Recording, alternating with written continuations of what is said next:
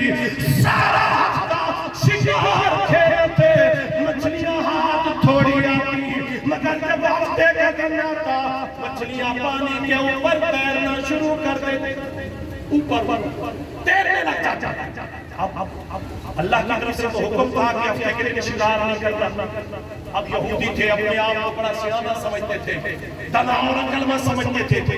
انہوں نے سوچا کہ اس طرح کرتے ہیں، جو ہے وہ کنویں بنا لیتے ہیں، نالیاں بناتے ہیں، اس طرح کرتے ہیں کہ جمعے کی شام کو نالیاں کھول دیں گے، پانی سمندر سے ان کنووں کے اندر آتا رہے گا، مچھلیاں بھی آتی رہیں گی۔ ہفتے کی شام کو پانی بند کر دیں گے، اتوار والے دن مچھلیاں پکڑ کر بیچ آئیں گے، کہیں گے ہم نے یہ شکار ہفتے کو نہیں کھیلا، ہم نے تو اتوار کو کھیلا۔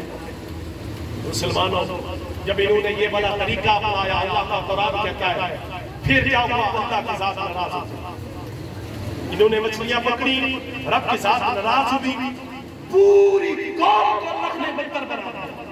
یہ چہرہ جو انسان کا چلا آ رہا تھا بالکل صحیح سلامت، اللہ نے اس کو تبدیل کر دیا، اس کو بندر بنا دیا، بندر کی شکل اس انسان کو دے دی، اور 3 دن کے اندر یہ ساری قوم تباہ و برباد ہو گئی۔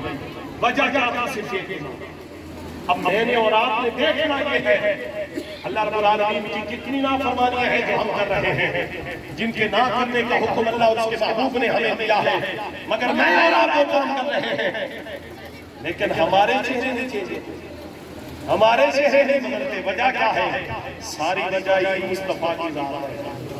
اللہ رب العالمین نے فرمایا پیارے حبیب وما کان اللہ لیعذبہم وانت فیہم، اے پیارے حبیب آپ بھی ان کے اندر موجود ہوں اور میں انہیں عذاب دوں، نہ میری یہ شان ہے۔ وہ بڑا کریم رب ہے۔ مسلمانوں، بس یہ دنیا جو ہے یہ آزمائش کے لیے میں اور آپ دنیا کے اندر آئے ہیں۔ اللہ رب العالمین نے ہمیں بھیجا ہی اپنی عبادت کے لیے ہے۔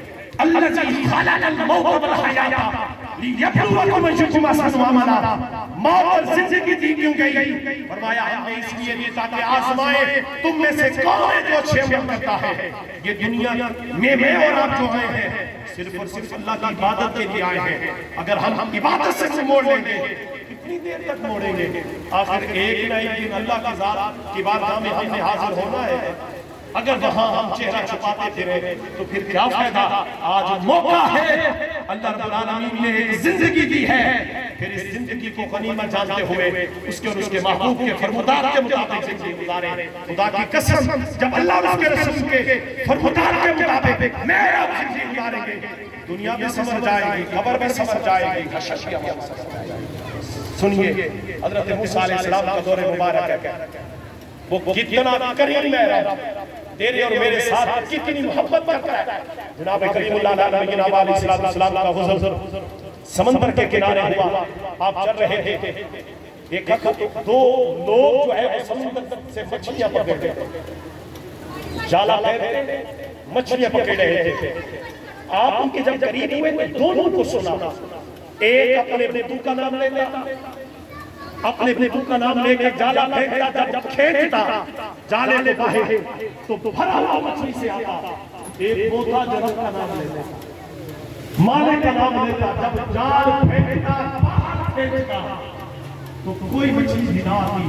جناب کریم اللہ علیہ السلام نے یہ سین یہ منظر دیکھا، آپ کافی دیر تک کھڑے رہے، شام کا وقت ہونے لگا، ایک طرف مچھلی کا آواز، دوسری طرف کچھ بھی نہیں ہے، جو رب کو یاد کرنے والا، اللہ کا نام لینے والا، اس کے حصے میں ایک مچھلی بھی نہیں، جو رب کا نام فرمان کتوں کو پوچھنے والا، اس کے پاس مچھلی کا آواز۔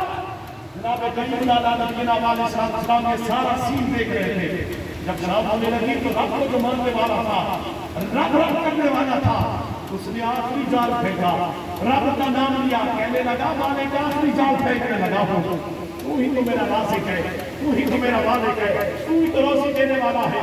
کرم فرما دے، حلال کی روزی کمانے آیا ہو اپنے اور اپنے بچوں کے لیے، مالک کی مہربانی فرما دے۔ جب پھینکا تو ایک مچھلی آئی، نکالی، اللہ کا شکر ادا کیا، چل پڑا گھر کی طرف۔